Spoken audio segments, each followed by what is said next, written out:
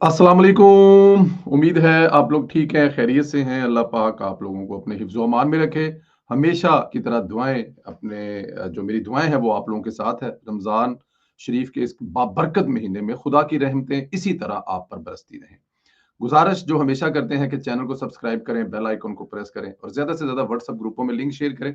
अपनी राय का इज़हार जो है वो ज़रूर किया करें। दोस्तों, बढ़ती हुई दहशतगर्दी और सहूलतकारी को रोकने के लिए हुकूमत ने बड़ा अहम एक कदम उठाने का फैसला किया है। इस बार फाइनल फैसला हो चुका है कि पाकिस्तान में गैर कानूनी जो अफ़गानी हैं उनको वापस भेजा जाएगा। इस पे कोई कंप्रोमाइज़ नहीं किया जाएगा, करना भी नहीं चाहिए। आपने 35-40 साल में अपने मुल्क की मईशत से लेकर अपने जानों के जो नज़राने पेश किए हैं और जिनके लिए किए हैं, वो जो आपके साथ करते हैं, वो भी सब आपके सामने है।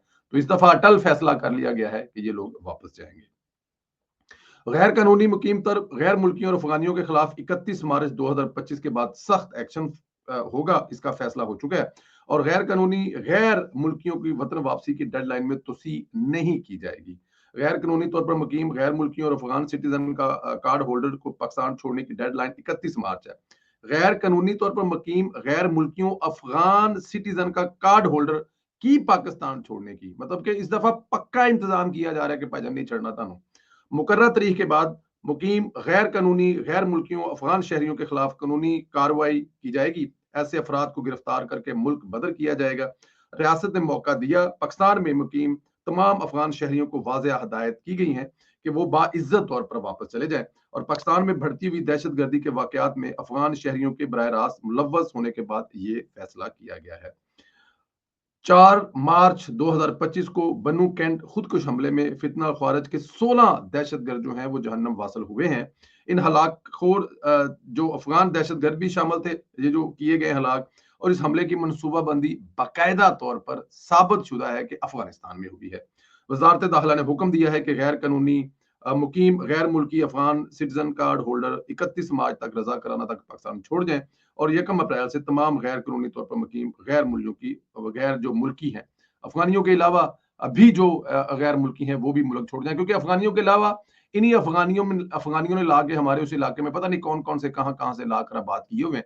और वो भी डेफिनेट वो भी सबसे बड़ा प्रॉब्लम है। थोड़ी तादाद में होंगे, लेकिन जिन इलाकों में वो रह रहे हैं, जो काम कारोबार और धंधा कर रहे हैं, वो हमारे लिए डेफिनेट ना काबिल बर्दाश्त हो चुका है। देखिए, ये हो नहीं सकता कि आप हमारे मुल्क में रह रहे हैं, हमारा खा रहे हैं, हमारा पी रहे हैं और हमारे लोग जो है उनको मार रहे हैं। ये ऐसे हो नहीं सकता। और साथ में पंजाबी च कहते आकड़ते भी ने, खांदे भी ने ते हिंजरते भी ने। देखिए ना, पंजाबी च कहते ने वो खांदा भी है ते हिंजरता भी है।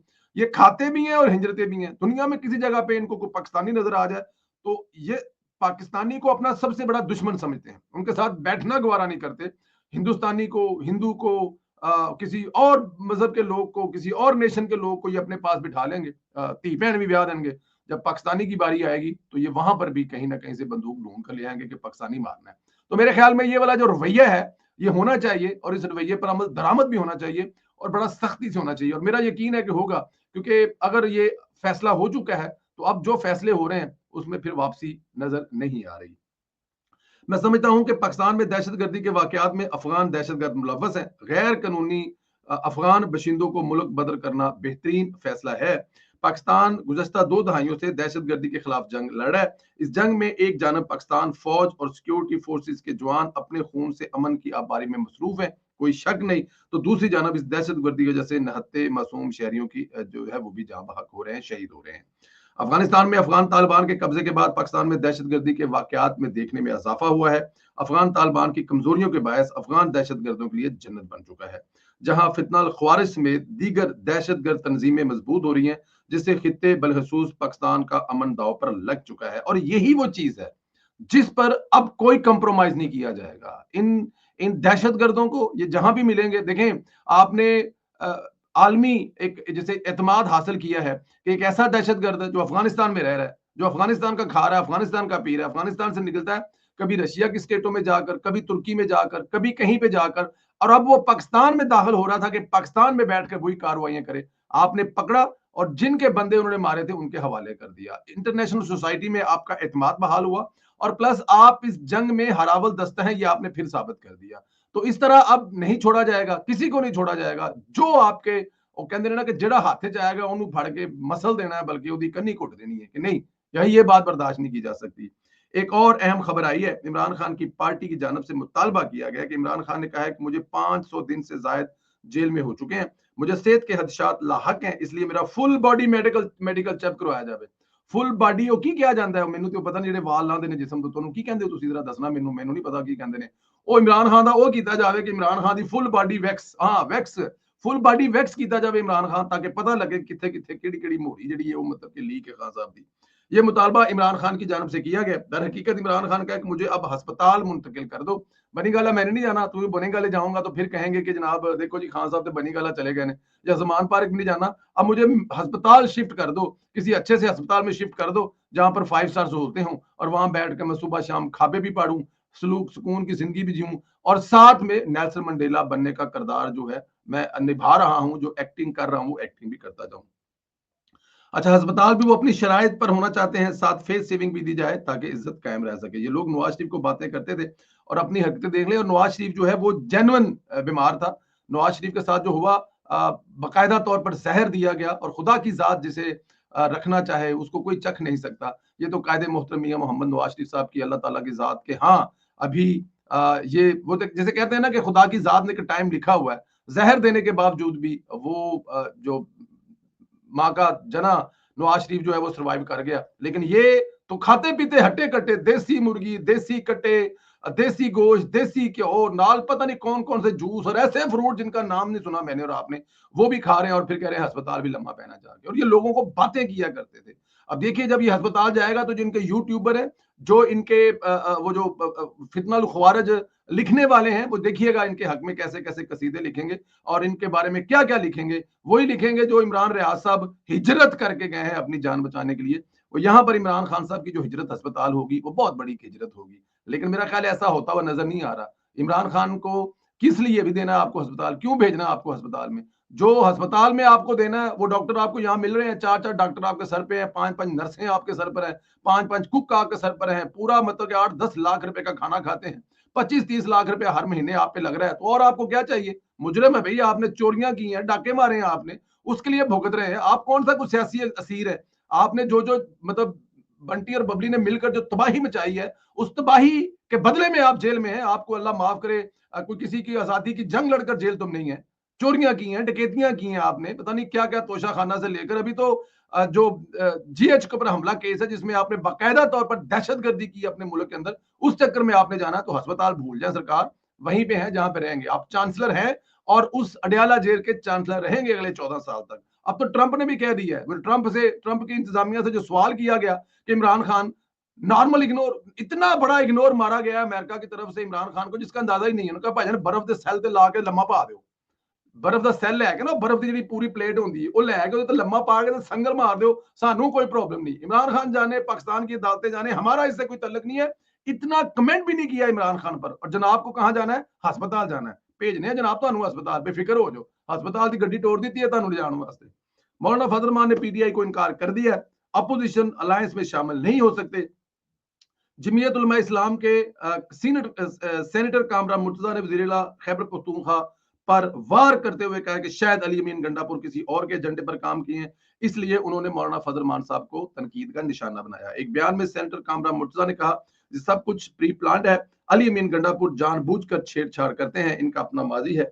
उन्होंने 2 बार अपने कारकुनों को हिम्मत तोड़ी, गायब हो गए। उन्होंने कहा कि बज़ाहिर ऐसा लगता है कि अली अमीन गंडापुर गायब होकर जहां गए थे वो इन्हीं के एजेंडे को आगे बढ़ाना चाहते हैं। शायद अली अमीन गंडापुर किसी और के एजेंडे पर काम कर रहे हैं, इसलिए उन्होंने मौलाना फजल रहमान पर तनकीद की है। अब मुझे नहीं पता कि ये मौलाना फजल रहमान साहब को साथ लेके चलना चाहते हैं कि नहीं ले चलना चाहते, क्योंकि इनका रवैये ऐसे नहीं है।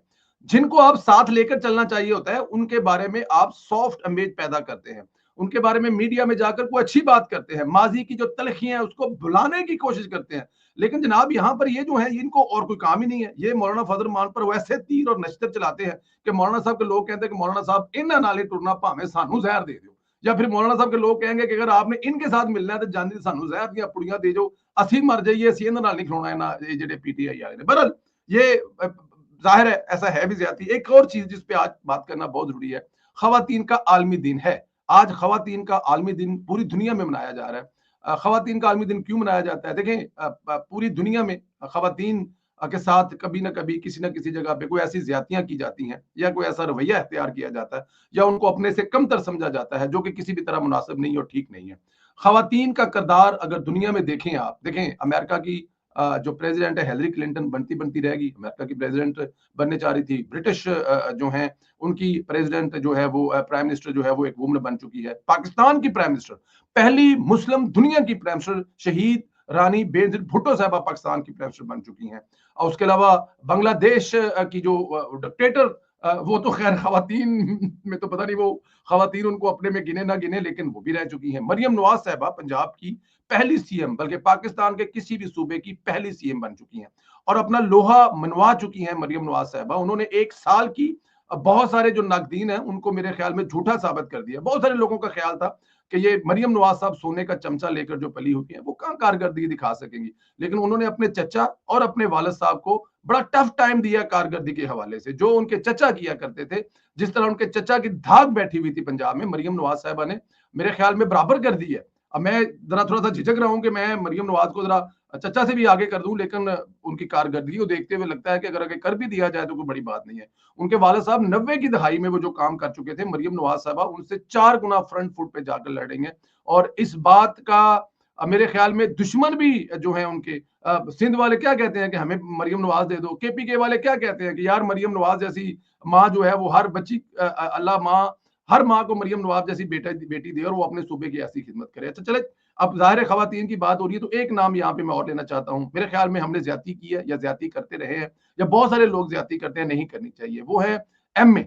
एमए किसको कहते हैं जी? एमए कहते हैं जी मरियम औरंगज़ेब को। मरियम जो औरंगज़ेब है उनको जो सियासी हलके हैं, उनकी जो पार्टी है, उनके जो करीबी लोग हैं, वो उनको एमए कहते हैं। जब पहली दफ़ा मैंने ये एमए नाम सुना, तो ये मरियम नवाज़ के मुँह से नाम सुना था, एमए। तो मैंने सोचा ये एमए कौन है? बाद में मुझे लगा पता ये एमए मरियम औरंगज़ेब साहिबा कहती है। मरियम औरंगज़ेब साहिबा जो है, वो 2013 वाली हुकूमत में हमें नज़र आई और उसके बाद मुसलसल मरकज़ में उन्होंने एक बड़ा अहम किरदार अदा किया। इंफॉर्मेशन की मिनिस्टर रही। बहुत सारे लोगों को उनसे मसाइल रहे, बहुत सारे लोगों को उनसे प्रॉब्लम रहा है, लेकिन वो जने की बच्ची जो है, वो काम करती रही है। अभी जब पंजाब में हुकूमत बनी और फिर हमने जब नाम देखे लिस्टों में स्पेशल एमएनए एमपीएस, तो उसमें हमने सबसे टॉप पे नाम एमपीए में लिस्ट में देखा मरियम औरंगजेब साहिबा का। ये एक बहुत बड़ी ज़ाहिर है, ऊपर से आप नीचे आते हैं तो मेरे ख्याल में कोई भी ना चाहता एमपीए से लोग एमएनए बनते हैं, लेकिन मरियम औरंगजेब ने इस सूबे की खातिर मरियम नवाज के साथ काम करने के लिए, क्योंकि ज़ाहिर है उनकी अंडरस्टैंडिंग एज बहुत पुरानी है, जब सऊदी अरब में थे तब से ये अंडरस्टैंडिंग थी, तो मरियम औरंगजेब ने भी साबित किया। अब देखें ये जो 1 साल की कारकर्दगी है, इसमें तनकीद करने के लिए तो मरियम औरंगजेब का नाम निकाल के लिया जाता है, लेकिन बहुत सारे जो मामलात हैं जो हमें पता चलते हैं, ज़ाहिर है बहुत सारे लोगों से राब्ता रहता है और वो जो हुकूमती अरकान है, जब उनसे बात होती है तो जो वो मरियम औरंगजेब की मेहनत है, या मरियम औरंगजेब जिस तरह से मरियम नवाज के साथ खड़ी हैं, वो हर कामयाब मर्द के पीछे एक औरत का हाथ होता है। लेकिन इस वक्त मरियम नवाज के बारे में भी यही कहा जा रहा है कि अगर मरियम नवाज की कामयाबी है तो उसके पीछे भी एक औरत का हाथ है और वो एमए का है, वो मरियम औरंगजेब साहिबा का है। मरियम औरंगजेब साहिबा जो है वो दिन रात एक करके अपनी मिनिस्ट्रियां भी चला रही हैं और साथ में मरियम नवाज शरीफ साहिबा को असिस्ट भी कर रही हैं। आप देख सकते हैं कि किसी भी जगह पे मरियम जो नवाज है वो अकेली नजर नहीं आती। बहुत शाज़ो नाज़र कोई ऐसी जगह होगी जहाँ पे एमए उनके साथ नहीं होगी, लेकिन एमए हर जगह उनके साथ होती है। अपना रोल निभा रही हैं, किरदार निभा रही हैं, 2 जगह पे निभा रही हैं। एक तो वो हुकूमत के लिए अपनी कारकर्दगी सुबह से लेकर शाम तक वो कर रही हैं, दूसरी तरफ अपनी मुखालफिन को बर्दाश्त भी कर रही हैं। ये बड़ा बात होता है। देखिए एक ईज़ी टारगेट होता है, किसी भी खातून को आप किसी भी तरह से रगड़ा लगा दें और वो उसके लिए थोड़ा-सा एनर्जी उसकी लो करने के लिए ये बड़ा आसान होता है। लेकिन मैं ये देख रहा हूँ कि उन पर जितनी तनकीद होती है, उनकी कारकर्दगी उतनी निखर कर सामने आती है। तो आज के दिन इन खवातीन को मेरा सलाम है, इन माँओं को, बहनों को मेरा सलाम है और मरियम नवाज़ साहिबा एमए और उनके साथ जितनी दूसरी खवातीन हैं, जो उनके साथ इस वक़्त चल रही हैं, जो उनके साथ बड़ी देर से चल रही हैं, उनका जो किरदार है, जो उन्होंने मुश्किल तरीन वक़्त में सानिया आशिक साहिबा हैं, मेरे ख्याल में हम लोग उनको 2011-12 से देख रहे हैं कि वो मरियम नवाज़ के साथ हैं। आजकल वो as a minister special childs वाला जो मिनिस्ट्री है वो चला रही हैं, देख रही हैं।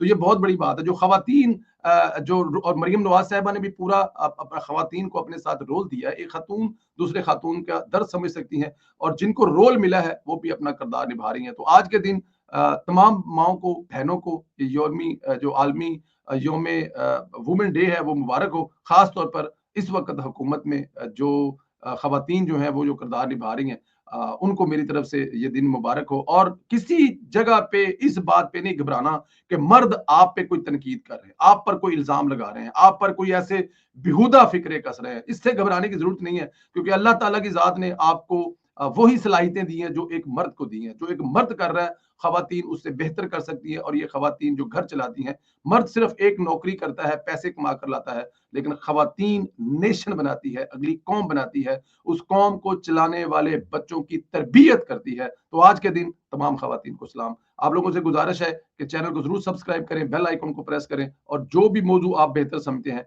इस पर कमेंट जरूर करें। इंशाल्लाह आप लोगों से फिर अगले व्लॉग में मुलाकात होगी। इजाजत दें, खुदा हाफिज।